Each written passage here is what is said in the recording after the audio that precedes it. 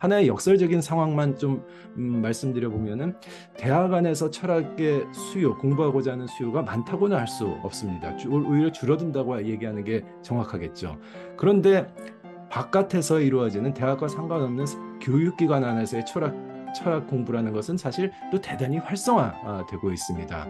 이런 역설적인 구도를 어떻게 생각을 해야 될까? 혹시 대학이 담당해야 되는 일을 지금 못하고 있는 것은 아닌가? 뭐 이런 관점에서도 한번 생각을 해볼 수가 있을 것 같습니다. 그럼 말씀 부탁드리겠습니다. 근데 제가 보기엔 철학에 대한 요구는 뭐 고대부터 현대에 이르기까지 변함이 없는 것 같아요. 그러니까 철학의 생명력인 거죠. 근데 이유는 간단해요. 문제가 있기 때문에 항상 우리가 질문을 던질 수밖에 없고, 그러다 보면 우리가 이제 철학이라는 학문과 맞닥뜨리는데, 문제는 이제 강단에서 이루어지는 철학이 과연 대중들이 생각하는 그런 철학과 동일한가, 동일하지 않은가, 여기에 저는 있는 것 같아요. 여러분들이 다 아시는 것처럼 전국에 철학과가 설치되어 있는 대학의 숫자가 지금 40개밖에 안 됩니다. 40개밖에 안 되는데 그중에서 50%만 예컨대 5명 이상의 교수를 확보하고 있고, 나머지는 어떤 경우에는 뭐 3분, 2분, 그러니까 아마 미래에 이 과들이 어떻게 될지 모르는 학과들도 상당히 많거든요. 그런데 말씀하시는 것처럼 바깥으로 나가보면 철학에 대한 뭐 수요는 엄청나게 많습니다. 그래서 여기에 맞게 예를 들자면 뭐 포럼도 열리고 강연도 열리고 독서클럽도 열리고 이렇거든요. 그러니까 이것을 보면 사회 전체적으로는 철학에 대한 수요가 과거와 다를 바 없이 높다. 여기에 이제 제도권이 조금 각성할 필요가 있다고 생각이 듭니다. 제도의 틀이 너무 붕괴되어 버리면 결과적으로는 뭐냐면 이 대중의 욕구를 충족시킬 수 있는 역량을 기를 수가 없다고 저는 보거든요. 그래서 여기에서도 제도와 예컨대 재의 협업이 필요한데, 그러기 위해서는 역설적으로 소위 뭐 여기서 제도라고 얘기할 때는 대학을 말하는 것 아니겠습니까? 대학의 철학과가 좀 굳건하게 좀 건강하게 성장할 필요가 있다. 그래서 지금 강단 철학이 쇠퇴되고 있는 것은 지극히 우려할 상황이다. 저는 그렇게 봅니다. 저도 이제 수업을 이제 뭐 학부 수업에서 교양 수업도 하고 전공 수업도 하고 그러는데, 특히 이제 교양 수업을 듣는 학생들한테 어떤 계기로 철학 수업을 듣게 되었냐라고 물어보면은, 많은 학생들이 이 수업을 들으면은 살아가는 데 지혜를 배울 수 있을, 그러니까 필로소피아를 진짜 원하는 거죠. 근데 실제로 제가 시작하는 탈레스부터 시작해서 칸트까지 되게 쭉 한번 훑어오는데, 그 이야기를 들으면서 삶의 지혜가 생길 것 같지는 않거든요. 그 굉장히 딱딱한 만물의 근원이 무엇인가라는 질문으로부터 시작을 해서 인식이라는 것이 어떻게, 뭐 이런 종류의 것들은 사실은 그 지금 여러 선생님들이 말씀하시는 전형적인 강단 철학이고요. 그 지혜들이 뭐 지혜라고 할 수 있을지는 모르지만은 삶에 크게 도움이 되지 않는다라는 거에 아마 대부분 동의를 하실 거예요. 그래서 이제 저는 그거를 약간, 그것도 뭐 투트랙이라고 말씀드리긴 어렵고, 뭐 예를 들어 가지고 한 100분 수업을 한다라고 하면은 한 80분 정도는 그런 종류의 강단 철학을 하고, 한 15분, 20분 정도는 그 조금 그 강단 철학과는 별개 좀 살아가는데 도움이 될 만한 그런 이야기들을 하는 이제 그런 약간의 투트랙을 쓰고 있는데, 그 결국은 저는 철학의 그 강단 철학에서 전달하고자 하는 것은 크게 두 가지인 것 같습니다. 하나는 좀 치밀하게 치열하게 사고하는 능력. 그 사고라는 건 제가 아까 말씀드렸던 그 논리적인 것까지를 포함하는 거고요. 그 다음에는 또 하나는 질문을 던지는 능력.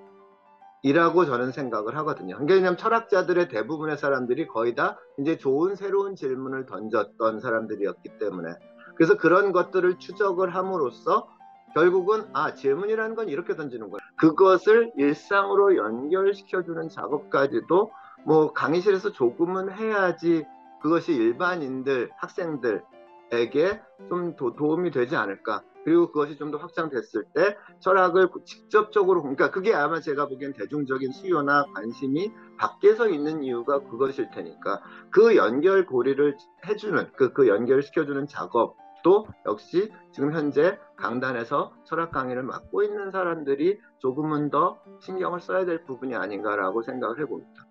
예전처럼 학문이 미분화된 상태에서 어떤 이야기를 해주는 거는 당연히 이제 시대착오적이라고 생각이 되고요. 어떻게 보면 철학자의 역할은 어려운데 개별 학문의 성과들을 전반적으로 이해를 하고 또 그것들이 이제 예를 들어서 뭐 경제학이라 하면은 암묵적으로 공리주의적인 전제를 갖고 이제 논의를 시작을 합니다. 그러니까 그런 학문 분야들이 할 때 전제를 갖고 있는 것들이 우리가 당연히 자연스럽게 받아들일 것이 아니라 그 이외에 다른 윤리적인 원리적인 입장들이 있다라는 것을 보여주면서 같이 협업을 할 수 있는 여지가 굉장히 많다라고 생각을 하거든요. 이제 천천히 마무리를 좀 지어 볼까 합니다. 지금까지 뭐 핵심적인 이야기들은 다 나왔다는 생각이 들고요. 마지막으로 생각을 정리하는 겸해서 이제 이 좌담 제목이 이 시대에 철학한다는 것의 의미는 무엇인가 아니지 않습니까? 그래서 철학을 한다는 건 무엇이고 어떻게 해야 되고 마지막으로 정리해 보고 싶습니다. 그런데 그 질문 자체가 사실 상당히 어렵습니다. 이 질문 자체에 대답을 한다는 게. 그래서 오히려 오늘 다루지 않았던 하나의 중요한 개념을 좀 살펴보면서 이 질문도 좀 포함해 보면 어떨까 싶습니다. 이 시대에 철학한다는 것인데 이 시대에 대해서는 얘기를 별로 안 했지 않아 싶습니다. 선생님들께서 생각하는 이 시대는 도대체 어떤 시대인지 말씀을 해주시면 좋겠습니다. 철학을 위기에 몰아넣은 것 중에 하나가 사실은 21세기를 지배하고 있는 과학과 기술이거든요. 과학과 기술은 분명한 솔루션을 제공하고 정답이 있다고 믿고 있는 데 비해서 철학은 늘 끊임없이 질문하는 학문이기 때문에 정답이 요구되는 시대에 정답을 제공하지 못하는 학문이 항상 뭐 폄하되고 위기에 빠지는 것은 당연한 이치이죠. 우리가 이제 철학의 관점에서 보면 21세기는 그 어떤 시대하고는 다르게 변화가 급속도로 이루어지는 속도의 시대가 아닌가. 이제 속도의 시대라는 것은 우리에게 생각할 수 있는 멈춤과 여유의 공간을 제공하지가 않습니다. 따라서 속도의 시대에는 스스로 독자적으로 질문을 던지고 생각할 수 있는 겨를이 없습니다. 많은 사람들이 아침부터 저녁까지 정신없이 주어진 과제를 수행하기 위해서 노동하고 근로하고 그러지 않습니까? 이것이 이번에 코로나 팬데믹을 통해서 지금 미국 같은 경우에는 대퇴직 사태, 그레이트 레지그네이션이라는 현상이 벌어지고 있는데 근로자들에게 과연 내가 의미 없는 노동에 이렇게 뭐 매몰되어야 하는가라는 질문을 던지게 만든 것이거든요. 참 재미있죠. 역설적이잖아요. 2년 동안 아니면 거의 3년 동안 강요된 여유를 가진 거예요. 갑자기 생각하게 된 거예요. 일거리가 없어지다 보니까. 이 속도의 시대에 우리를 멈추게 만들고 또 그 멈춤으로써 생겨나는 여유의 시간 동안 자신의 삶을 검토하고 자신의 삶이라는 것은 구체적인 사회적 정치적 여건 속에 속박되어 있기 때문에 우리를 둘러싸고 있는 사회적 환경을 다시 검토하게 만드는 그런 역할을 담당해야 한다고 생각합니다. 현대라는 것을 규정할 수 있는 또 하나가 경쟁 사회인 것 같아요.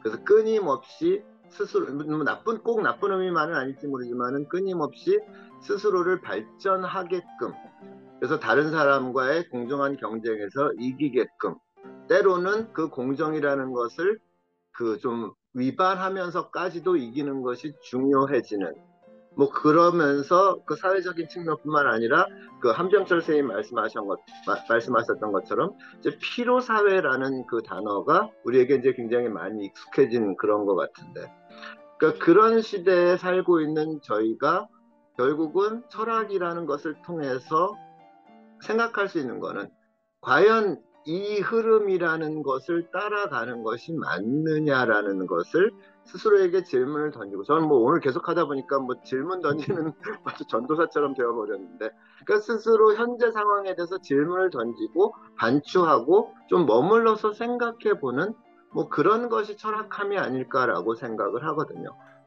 오늘 철학과 현실, 철학함의 의미에 대해서 살펴보았습니다.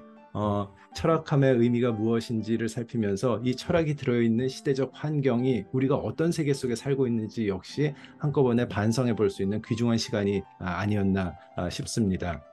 철학과 현실은 앞으로도 더욱더 의미 있는 절실한 우리에게 필요한 그런 주제를 가지고 좌담을 꾸며서 시청자 여러분들께 찾아뵙도록 하겠습니다.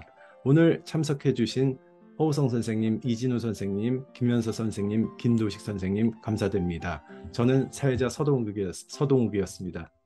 오늘 좌담 여기서 마치도록 하겠습니다. 감사합니다.